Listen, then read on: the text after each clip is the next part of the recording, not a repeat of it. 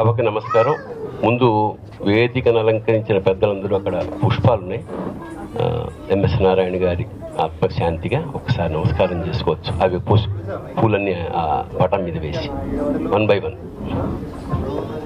మీ అందరి తరఫున కూడా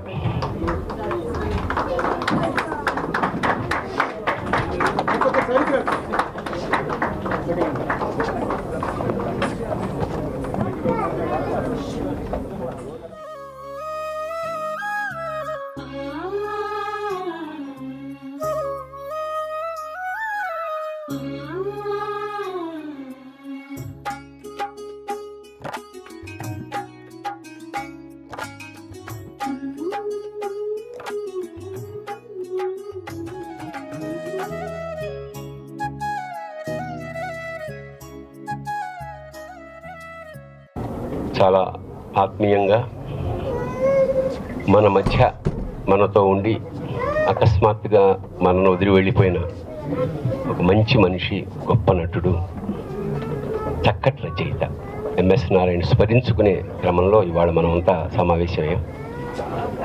ప్రసాదమూర్తి గారు చాలా మంచి కవి, అతనికి ఆత్మమిత్రుడు. అలాగే కోనపరాజు గారు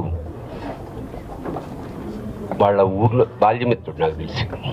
అందుకని ఆయన జీవిత చరిత్రని ఆయన రాశాడు. ఇవాళ అది ఆవిష్కరణ. నా దగ్గరకు వచ్చి పుస్తకం ఇలా వేద్దాం అనుకుంటున్నాం అంటే నేను ముందు మాట కూడా రాశాను.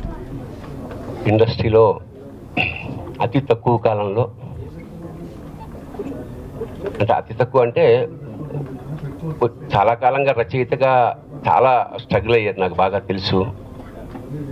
యాక్టర్గా మారిన తర్వాత చాలా స్పీడ్గా పైకి వచ్చాడు. తనదైన ముద్ర. ఎంఎస్ నారాయణ ఒక ఇలాంటి నటుడు, ఏ పాత్రని ఎంత అవలీలగా చేస్తాడని కీర్తి ప్రతిష్టలు సంపాదించుకున్నాడు. కాకపోతే ఆ సంవత్సరం 2 ఏళ్ల క్రితం ఒకే సంవత్సరం చాలామంది కళాకారులు మన మధ్య నుంచి మాయమైపోయారు. ఒక సూర్యుడు సమస్త జీవులకు తాను ఒక్కొక్కడైతో శుభంగిన్ అంటాడు. ఎంఎస్ నారాయణ ఒక్కొక్కలా కనిపిస్తుంటాడు. నాకు కనిపించిన విధానం చెప్పాను. మామూలుగా జనరల్గా నాతో ఎక్కువగా సాహితీ చర్చ చేసేవాడు.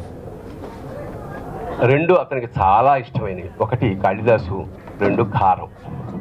సాహిత్యం గురించి మేము చర్చించుకున్న క్రమంలో కాళిదాసు పేరు ఎప్పుడైతే అతను పులకరించిపోయేవాడు. కాళిదాసు పుట్టిన దేశంలో మనం పుట్టినవచ్చాలు మన అదృష్టవంతులం గురూజీ అనేవాడు.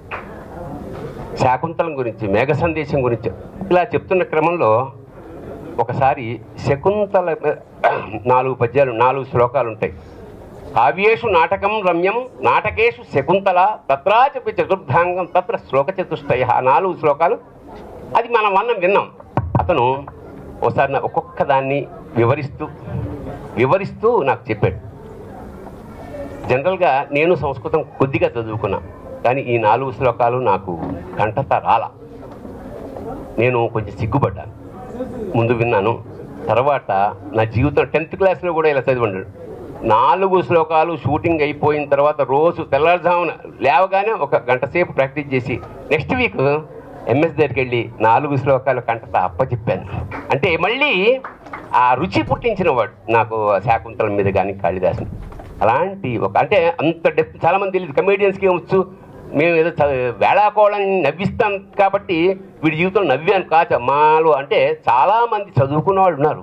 మేము అవసరాన్ని బట్టి బయటకు వస్తాం తప్ప, అంటే మాలో కాళిదాసు ఎవరికి కావాలో వాళ్ళకే ఇస్తాం, మాలో ఆవకాయ ఎవరికి కావాలో వాళ్ళకి ఇస్తాం. ఎంఎస్ నారాయణకి ఎంత ఇష్టం అంటే కారం. ఎప్పుడైనా నేను ఎప్పటికీ గురూజీ పచ్చడి ఎందుకు ఇచ్చారనేవాడు.